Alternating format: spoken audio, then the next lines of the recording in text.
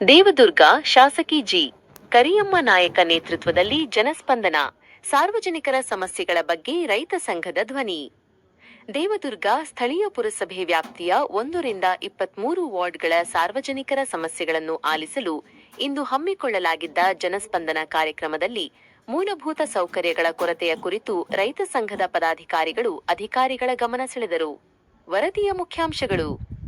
ಮೂಲಭೂತ ಸೌಕರ್ಯಗಳ ಬಗ್ಗೆ ಕಿಡಿ ದೇವದುರ್ಗ ತಾಲೂಕು ರೈತ ಸಂಘದ ಅಧ್ಯಕ್ಷರಾದ ಮರಿಲಿಂಗ ಪಾಟೀಲ್ ಅವರು ಮಾತನಾಡಿ, ವಾರ್ಡ್ಗಳಲ್ಲಿ ಜನರು ಮೂಲಭೂತ ಸೌಕರ್ಯಗಳಿಲ್ಲದೆ ಪರದಾಡುತ್ತಿರುವುದು ಶೋಚನೀಯ. ಜನರ ಈ ಸಂಕಷ್ಟವನ್ನು ಕಂಡು ಮನನೊಂದು ಇಂದು ನೇರವಾಗಿ ಅಧಿಕಾರಿಗಳ ಗಮನಕ್ಕೆ ಸಮಸ್ಯೆಗಳನ್ನು ತರಲಾಗಿದೆ ಎಂದು ಅಧಿಕಾರಿಗಳ ನಡೆಗೆ ಆಕ್ರೋಶ ವ್ಯಕ್ತಪಡಿಸಿದರು. ಅಧಿಕಾರಿಗಳ ಉಪಸ್ಥಿತಿ.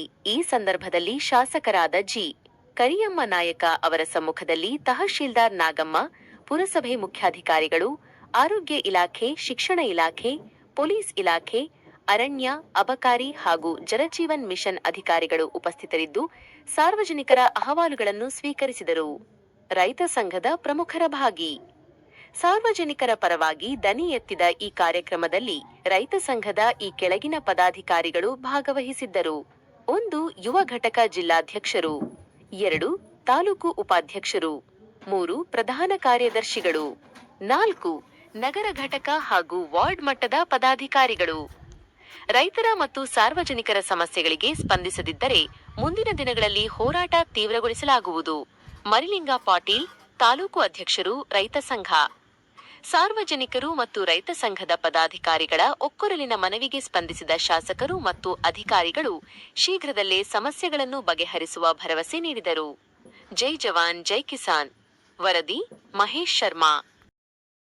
ದೇವದುರ್ಗ ತಾಲೂಕು ವಾರ್ಡ್ನಲ್ಲಿ ಮೂಲಭೂತ ಸೌಕರ್ಯಗಳು ಸರಿಯಾಗಿಲ್ಲ. ಕಾರಣ ಏನಂದ್ರೆ, ಮೊದಲನೇದಾಗಿ ಚರಂಡಿ ಎಲ್ಬೇಕಲ್ಲೇ ಸ್ವಚ್ಛತೆ ಇಲ್ಲ. ಆ ಚರಂಡಿಯಿಂದ ಇದ್ರೆ ಸಾರ್ವಜನಿಕರಿಗೆ ರೋಗ ರುಜಿನ ಆಗ್ತಾರ.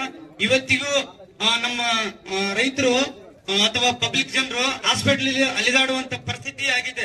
ಉದಾಹರಣೆಗೆ ಚುಂಗಿ ಅಂಬೇಡ್ಕರ್ ಸರ್ಕಲ್ ಇಂದ ಇದ್ದು ಅಲ್ಲಿ ಆಗಿರ್ಬೋದು, ಬಸ್ ಸ್ಟ್ಯಾಂಡ್ ಅಲ್ಲಿ ಆಗಿರ್ಬೋದು, ಪಾಟೀಲ್ ಲೋಣಲ್ಲಿ ಆಗಿರ್ಬೋದು, ಮೇನ್ ಪಬ್ಲಿಕ್ ಪ್ಲೇಸ್ ಅಲ್ಲಿ ಈ ತರ ಸಮಸ್ಯೆ ಆದ್ರೆ ಮತ್ತೆ ಎದಕ್ಕ ಯಾರು ಹೊಣೆಗಾರರು?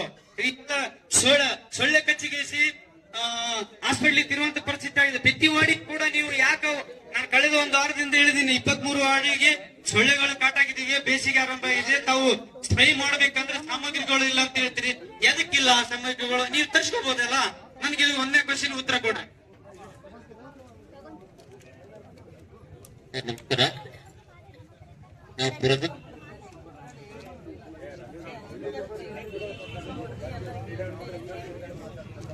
ಸರ್, ಈಗಾಗಲೇ ನಾವು ಹಂತವಾಗಿ ನಾವು ಚರಂಡಿಗಳನ್ನ ನಮ್ಮ ಹೆಲ್ತ್ ಇನ್ಸ್ಪೆಕ್ಟರ್ಗೆ ಸೂಚನೆ ನೀಡಿದೀನಿ. ಆ ಪ್ರಕಾರ ಮಾಡ್ತಾರ. ತಾವು ಎಲ್ಲಿನ ತೆಗೆದ್ರೆ ನಮ್ಗೆ ಫೋನ್ ಕಾಲು ಅಥವಾ ಅರ್ಜಿ ಕೊಟ್ಟಿದ್ರೆ ನಮ್ಗೆ ನಾವು ಇದು ಮಾಡಿ ಒಂದು ಫೋನ್ ಕಾಲ್ ಮಾಡಿದ್ರೆ ನೆಕ್ಸ್ಟ್ ಡೇ ಕೆಲಸ ಸ್ವಚ್ಛ ಮಾಡುವಂತ ಕೆಲಸ ಮಾಡಿದ್ದೀವಿ. ಅದೇ ರೀತಿಯಾಗಿ ಈಗ ಎಲ್ಲ ವಾರ್ಡಿನಲ್ಲಿ ಏಕಾಏಕಿ ಸೊಳ್ಳೆಗಳು ಇದಾವ. ನಾವು ವಾರ್ಡ್ ವೈಸ್ ಮಾಡ್ತಾ ಇದ್ದೀವಿ. ಪ್ರತಿಯೊಂದು ವಾರ್ಡಲ್ಲಿ ನಮ್ಮ ಹೆಲ್ತ್ ಇನ್ಸ್ಪೆಕ್ಟರ್ ತಿಳಿಸಿ ಎಲ್ಲ ಮಾಡ್ತಾ ಇದ್ದೀವಿ ನಾವು. ಮತ್ತೆ ಏನಾದ್ರು ನಿಮ್ಮ ವಾರ್ಡಿಗೆ ಎಷ್ಟು ದಿನ ಬಂದಿರ್ಲಿಕ್ಕಂದ್ರೆ ನಮ್ಗೆ ಫೋನ್ ಮಾಡಿ ನಾವು ಹೆಲ್ತ್ ಇನ್ಸ್ಪೆಕ್ಟರ್ ಅಥವಾ ತಜ್ಞರಿಗೆ ಹೇಳಿಸಿ ನಾವು ಸೊಳ್ಳೆಗಳ ಒಂದು ನಾಶ, ಒಂದು ನಿಯಂತ್ರಣ ಮಾಡುವಂತ ಒಂದು ಔಷಧಿ ಸಿಂಪಡಣೆ ಮಾಡಿ ನಾವು ಮುಂದಿನ ಕ್ರಮ ಕೈಗೊಳ್ತೀವಿ ಅಂತ. ಈಗ ಇಲ್ಲಿ ಕೇಳ್ರಿ, ಅವ್ರು ಕೇಳಿದ್ರೇನು? ಈಗ ನೀವು ಡ್ರೈನ್ ತೆಗಿಸ್ತಿಲ್ಲ, ಡ್ರೈನ್ ತುಂಬಿರೋದ್ರಿಂದ ಸೊಳ್ಳೆಗಳಾಗ್ತಾವ. ಅದನ್ನ ಯಾಕೆ ತೆಗಿಸಿಲ್ಲ ಬಿಡ್ರಿ. ಆಮೇಲೆ ನೀವು ಅದೇನಂತಾರಲ್ಲ, ಪಾಗಿಂಗ್ ಮಾಡೋದು ಅದೆಲ್ಲ ಆಮೇಲೆ ಮಾಡ್ರಿ. ಯಾಕೆ ತೆಗಿಸಿಲ್ಲ ಸೊಳ್ಳೆ ಅದು ಮಾಡ್ರಿ. ಅದು ಯಾಕೆ ಡ್ರೈನ್ ತೆಗ್ಸಿದ್ರೆ ಏನ್ ಸಮಸ್ಯೆ ಏನು? ಪ್ರತಿದಿನ ರೂಟೀನ್ ವರ್ಕ್ ಮಾಡ್ತಾ ಇದ್ದೀವಿ ಮೇಡಮ್. ಅಲ್ಲ ಮಾಡಿಲ್ಲ ರೀ, ಮಾಡಿಲ್ಲ. ನೀವು ಮಾಡಿದ್ದು ಏನ್ ಮಾಡ್ರಿ ಗೊತ್ತಿಲ್ಲ. ಈಗ ದೊಡ್ಡ ರಾಜಕಾಲಿ ಅದೆಲ್ಲ ತುಂಬಿದಲ್ಲ, ಏನ್ ಮಾಡ್ತೀರಿ ಮತ್ತೆ? ಮಾಡ್ರಿ. ಚಿಕ್ಕ ಪೌರ ಕಾರ್ಯಕ್ರಮ ಮಾಡ್ತಾ ಇರೋ ದೊಡ್ಡ ಕಾರ್ಯಕ್ರಮ ನಾವು JCB 2 JCB ಅದ.